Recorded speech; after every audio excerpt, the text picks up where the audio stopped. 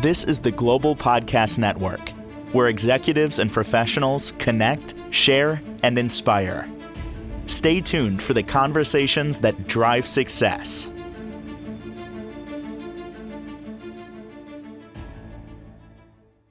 Welcome back to the show. We are honored to have Corine Patti joining us here from Energy Wise Wellness. She's a Reiki master, mental health therapist, and so much more, based out of my area, Long Island, New York, willing to help so many people. We're excited she's back here to talk more a little bit about some parenting skills, self-care. I know we're going to dive into a lot of things that I think could be beneficial, especially now that kids are back to school. Hey, how are you? Right. That's right. Yes, I'm great. How you doing, Jill? I'm doing great. The kids are back to school, so it's been 2 weeks of a little more of a breather, and it's just nicer to have that. Them with the structure, easier for me, but it's good for them to have structure and to be it doing something instead of sitting around all day swimming on the iPad. So I'm happy. I'm in a good mood. What about yourself? Yeah. Yes, yes. Good for you. Good for you. Yeah, just enjoying the weather and all the things. And, I wanted to present this podcast at this time because it is back to school and, there's a lot of transitions with that, so with the structure, just like you said. It's always a good thing. I'm Yes. excited. Am I Well, we're coming happy. through Yep. okay, Jill? Oh, you Can just you hear broke up. me? You just broke up a bit, which means you probably think I broke up too, which I'm sure I did. I'm sorry. I hear you. I see you. Are you there? All right. Until we get Corrine Patty back, we will talk. Yes. Oh, there Testing, she is. testing. All right. Perfect. Perfect. So I know you wanted to kind of follow up about the last podcast. Could you like fill us in on that for a sec and then we'll chat? It's working? Yeah. Okay. Yes. Sure. Just quickly, because you had asked me about the supports and things when someone doesn't have support. So we talked about the unseen forces, right? Our past loved ones, our spirit guides, higher power, angels, things like that. But we do need that physical support as well. So we can really reach out to different resources in our community, community centers. The library is an amazing resource. They have tons of free classes. They have great classes for kids too. So definitely explore your local library for resources. There's tons of meetup groups also to meet people. And you can really start to develop some relationships and make some networking and things. And also with your hobbies. If you start to delve into hobbies, you're going to find like-minded individuals. So really getting a little bit outside of your shell if you don't have any support and taking that risk to meet other people and to expand because you're worth the risk to do that, you Yeah. Yeah. know? It is a little scary and So frightful yes, at and if times, there's an but yes. emergency, of course, of course, of course. And, having that internal validation at the same time, sometimes there is a psychiatric or medical emergency, and we do have to call 911 or emergency services or go to the emergency room. We need to know when it's time to do something like that if we're a danger to ourselves and others. We need emergency support at that time because it can save our lives. So that's really important. And also 988 is a number that you can text or call in the United States and in Canada if you are in a mental health crisis, just so that people know that. Yeah. And it is Suicide Prevention Month. That's right. There you go. It all lines up. Yep. Yep. So, yes. So getting into a little bit about my background with parenting skills. I I've been working with kids for many, many years. I worked in New York City schools. I worked at the Madison Square Boys and Girls Club Columbus Clubhouse. I worked doing character and leadership development groups there. I worked at SEO Family of Services for 10 and a half years, St. Christopher Ottilie, it used to be called. And, really, I was a therapeutic caseworker, also called treatment family foster care. And then I was a supervisor. And then I was a parent and visit support specialist where I ran the parenting journey group. I supported the parents, I supported the visits, I did visit coaching, I ran the baby and me as well. So I do have an extensive background. I supervised MSW, Masters of Social Work students as well. So even though I'm not a parent myself, I have a lot of experience with parenting skills and working with children and families, and I give parents a lot of props, right? Because I think it's the hardest job in the world, honestly. So, they need a lot of support. So people can hear the information that I have, and if you feel that it's valuable to you, put it in your back pocket and use it. And if you don't, then you don't. It's fine. Hopefully it inspires people to do their own research and educate themselves more about parenting skills and what's going to work for them and their family and their children. Mhm. So, Good. Well, thank you. Parenting skills are so hard, right? It's like you think you know what you're doing, you don't, but where do you get your information from? Most of it comes from what you know, what you learn, which it's that upbringing, right? And right. sometimes that upbringing is not always the best thing. It's guilty. Yes, right. So we often parents how our parents parented, Mm-hmm. So people don't always seek education on parenting because they just do what they were taught to do. Their programming. Once again, that programming is always relevant. But I want to look at, before we get too much into the parenting, I want to look at keeping in mind the parallels between parenting children Yep. and parenting our inner child. It's the same thing. So everything that we're saying today, not only parenting children and parenting our inner child, but there's some people who are also caregivers, right? Maybe their title isn't parent, they're a caregiver maybe for their elderly parent. Maybe Yep. they're a caregiver for someone that's medically fragile in their Yep. family and things like that. This is really just how we treat each other in relationships and create boundaries for ourselves and for others, and even giving ourselves rewards and consequences and things like that, but really keeping in mind throughout the podcast that there's all those parallels there, and then we can Sure. reparent ourselves, Ooh, right? got it. Yep. With some So guidance, hopefully from you. safety. Yes, go ahead.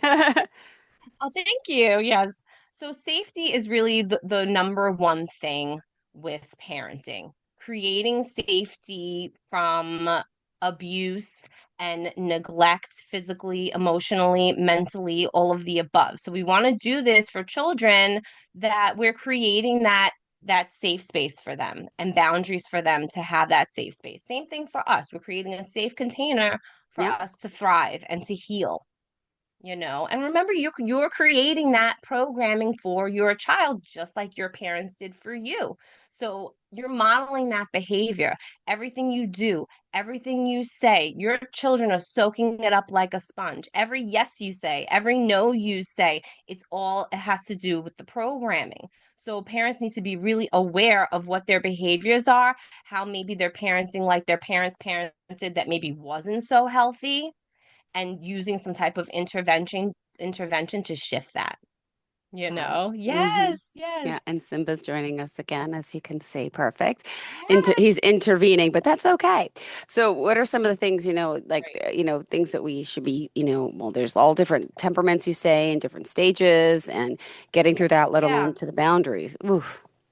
Yes, yes, right, right. So really providing that structure, including the limits and the boundaries, and having that unconditional love and acceptance for your children and for yourself, right? And also teaching them these different core beliefs, these different values, morals, virtues, self-love. You're going to model self-love. You're going to Yep. model self-care. You're going to remind your kids that they need to do that for themselves as well. Yep. You know, um, Teaching them different virtues like patience. You're not always going to get instant gratification. Patience is a virtue. Yeah, so Diversity, true. yes, celebrating diversity, including others, being kind to each other. There's so much bullying and so much violence happening that we really just need to be kind. Kindness is free. So it doesn't take anything but you wanting to give it to for it to be out there. So really teaching our children healthy values and conditioning them with healthy habits, the same like we would condition ourselves, because you're going to teach them how they're going to talk to themselves for the rest of their lives, and then they might need to reprogram some stuff. So condition some really healthy stuff in there, so this way they don't have to heal their inner child so much when they get older, maybe. right? A little bit less of that and, more of thriving. Mhm. So, yes. So we talked about all of that. Yeah. So nurturing their gifts, Yep. also their special talents and gifts, listening to them, giving them choices and things like this is very important for kids.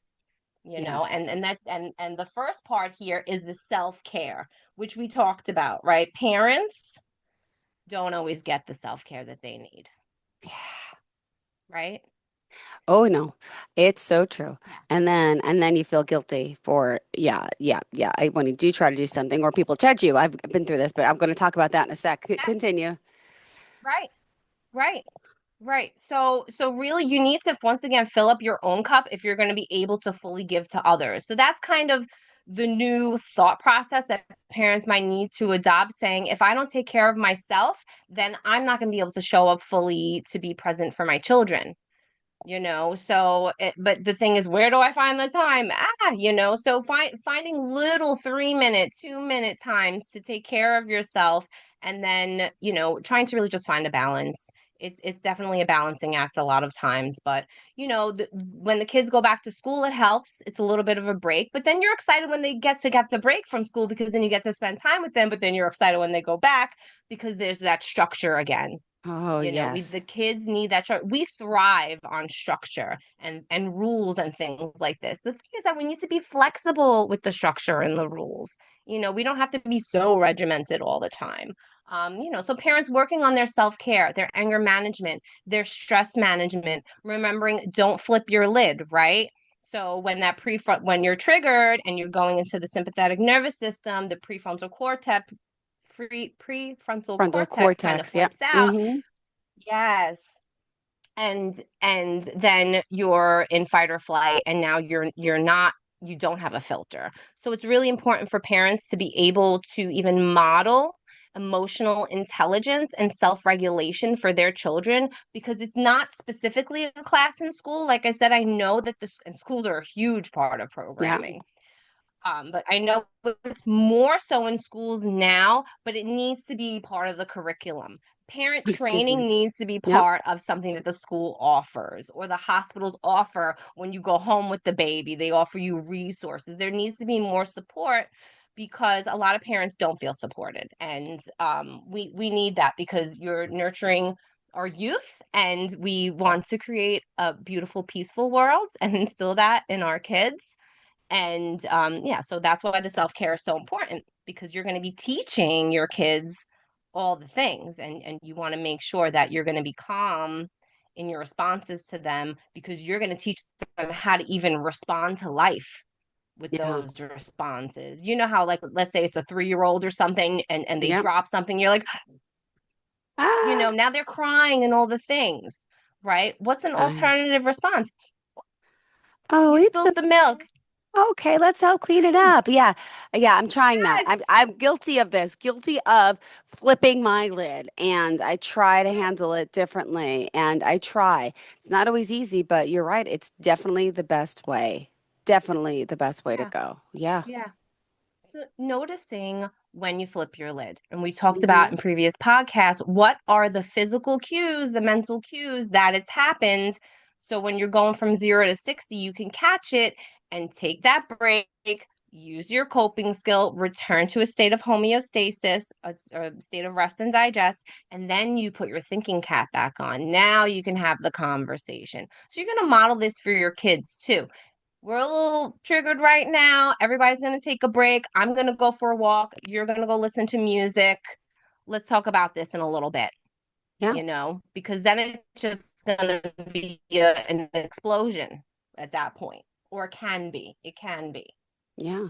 And you And mentioned we want about healthy communication, got it. so the emotional intelligence is Sorry, you mentioned about anger management too. Is that for us or for our children or both? I have a tendency to have a child who's a little angry. That's what I'm worried about. right. Right. So that's a lot of there's something underlying that anger. Hmm. Kids are very emotional beings. They take things very, very personally, and they're very egocentric, and they act a lot out of the id, which is very primal. It's, I need it now. I want it now. If I'm not going to get it, I'm going to explode, or whatever it is. So it's really helping your child with whatever emotion that they're having, letting them know it's okay to have emotions. Enough of this paradigm of boys don't cry and girls, go hide in a room and cry and all of this. The gender roles that we program into our kids, also, we need to be more flexible with as well, but allowing them to have their emotions, saying it's okay to have an emotion. And really, an emotion passes through within 90 seconds. So if Okay. you can help them to use a coping skill Yep. to just calm down and even distract what they're thinking about. You know how Yeah. sometimes when a kid is crying, you start talking about something else. Yep. Get them to shift. Help them even with the growth mindset as well. But when they're calm, right? If they're angry in the moment, you can't really teach them much in that, except we need to calm down. So let's take a breath together, So you true. know? Ah, absolutely. Well, thank you Yes, for that. yes. And do you want to talk more about what active parenting is, what we should be doing? Do you have any other suggestions, how we are going to start limiting and, Sure. and making boundaries? Right, right. So the active parenting is going to be where you're creating these reasonable expectations for your children and you're consistent with the boundary. But let's rewind a little bit back to the our upbringing. So our like we said, a lot of parents parent how their parents parented. And when I ran the parenting journey and the sober parenting journey, one of the weeks that we had in the curriculum was all about filling out a form and sharing about it. How did my parents parent that I want to take with me and continue to incorporate into my parenting skills? And what do I not want to take with me? What do I need to learn from so I don't continue to make the same mistakes with the parenting skills that maybe really weren't very healthy or the Hmm. parenting that wasn't healthy? So being aware, noticing that, saying, okay, I'm going to have this intervention for this behavior, so I have this new way of intervening with my child, and reminding yourself, saying, what's my current parenting style? So there's different parenting styles that people have. Uh-huh. There's the authoritarian, which is very controlling, very you know um there could be harsh punishments involved, maybe even corporal punishment involved. Do as I say, a child stays in their place type of mentality, kind of like a dictatorship in a way, right? We can even like compare parenting styles to the way the government works. Also, like what parenting style does the government have? So then there's the neglectful, right? There's a neglectful kind of parent that's not involved, that there's a Mhm. lack of supervision, right? Which we get into all sorts of safety risk issues with that. They're not paying attention to their kids. And you know what happens when you don't pay attention to a kid? They act out because now they're going to get the negative attention because they need the love, the tender loving care, the TLC. So permissive parenting is where a parent can be very warm and affectionate. At the same time, there's lack of rules and there's lack of boundaries happening. So although they may think that they're helping their child, they're kind of enabling their child Yes. to not do certain things. They're not providing quite that structure that the child needs.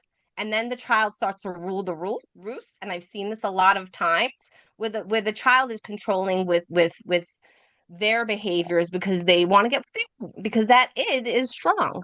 We can't blame the kid for it. We're teaching the kids, you know Yeah. so, and then there's the authoritative, which I would say is the preferred method of parenting. That's the firm but fair with the boundaries and giving some flexibility with the expectations, letting the child have choices, letting them be independent as well. So it could be, hey, listen, I know you want to go outside and play, but your homework has to be done first, but I don't want to. Okay, well, you can sit and think about that, but that's how it's going to be today. And they may tantrum. You know what? Let them. As long as they're not hurting themselves, let them Hmm. and offer them some type of coping skill, some type of comfort. If they don't want it, give them their space then. Let them have that space. Let them feel like a human being, that they deserve the same respect as anybody else. Oh Because my then they feel God. degraded, and that's going to affect their self-talk and their self-worth and not feeling good enough and all the different things. So we want to prevent all of this, you Got know. it. Oh my goodness. Yes. And then, there's family conflict all around. How do you get to the resolution period? And what do you suggest? Yeah, so communication is very important with family conflict or with any kind of conflict. Darn You right. know, we have to, each person can only control themselves. So we have to take accountability for our actions and teach that, take responsibility for our actions, apologize if that's the thing, but not forcing to. It's really letting the child see what happened there and not shaming and guilting them either, because we grow up with that and then we shame and guilt ourselves throughout our lives as well. So we don't want that. We want to instill that we can be vulnerable because we're creating the safe space to learn and create and have healthy expectations and reasonable expectations. And going back to the active parenting, being involved, reinforcing behavior plans, which I'll touch on in a bit, Yep. and doing fun things, playing. This is for your inner child also. Are you playing? Are you having a good time? Are you carefree? That's what I was talking about in the previous podcast as well, because kids can be carefree and that can bring out, us feeling I- free as well. and I am so that way, but it also brings out embarrassment in my children. But I think they like it. Okay. I still think they like it. They may complain. Like, Mom, you're so embarrassing. Like, example, we went to Spirit Halloween yesterday with my two sons are 10 and 8, and I took their three friends, two boys the same age, and then their little sister who's 5. And I love running around Spirit Halloween, hitting the things. They get scared. They're having fun. And now the employees are dressing up, and there was a guy dressed like Dolly Parton, and he was such a good sport. Like, he's like, my wife made me do this last year for Halloween, and I love it now. And he's just so, so we're singing, I'm videoing, and my sons are like, this is so embarrassing. But the friends are laughing, like, say they think it's cool. I'm like, this is fun. This is cool. Right. Right. "Ah." Right. Well, still be yourself, Jill. Be your bright shining self. Yes, and you want to show your kids that it's okay to be yourself and that it's okay to be silly sometimes and not take everything so seriously. But they might be at an age where they get embarrassed easily. They're still Oh, finding their morals and how they feel about things. They're exploring themselves. of course. And I'm still saying, mom's Yes. cool. Mom's cool. All right. We Yeah. still got a few more minutes, sweetheart. Go ahead. Yes, yes. So I wanted to get into the structure, limits, the boundaries, behavior modification, and management. So really creating the expectations, but being flexible with them is important. And this operant conditioning, the B.F. Skinner talks about operant conditioning. It talks about rewards and consequences for behaviors. So we don't want to reward the behavior that we don't want to see. We Yeah. want to reward the behavior that we want to continue to see. Of course. So a Yeah. lot of times, yeah. So a lot of times what happens is parents are giving treats or rewards in order to curb behaviors. But guess what? That's reinforcing the behavior you don't want. So we can't get ice cream because somebody's tantruming. You're going to tantrum, you're not going to get ice cream. And you can keep tantruming, but you're still not going to get the ice cream because then the child is teaching you Oh, instead of yeah. you teaching the child, Oh, so you true. know? Yep. So it's very important to stick to those boundaries. And I know it's hard because you love your kids, you don't want to upset them. At the same time, I've told parents that have some permissive parenting styles that you're the person who's creating the safety for this child and the boundaries and the structure. So if you're not going to provide that for them, then they're not going to be safe. So kind of the way to shift our mindset with it and to reframe that mindset with it would be to, well, if I'm not creating these boundaries, then my child can be unsafe in some kind of way. I'm enabling my child to not know structure, and maybe that's gonna Yep. not be healthy for them in the long Exactly. run. Oh, my Yes. goodness. Well, very informative. Yeah. Thank you so much. So we do have to wrap it up. How did you want to kind of Okay. end off for Okay. today? Yes. Okay. Okay. Yeah. So just really quick, I wanted to just say that there's a book Yes. that I used when I was working in foster care.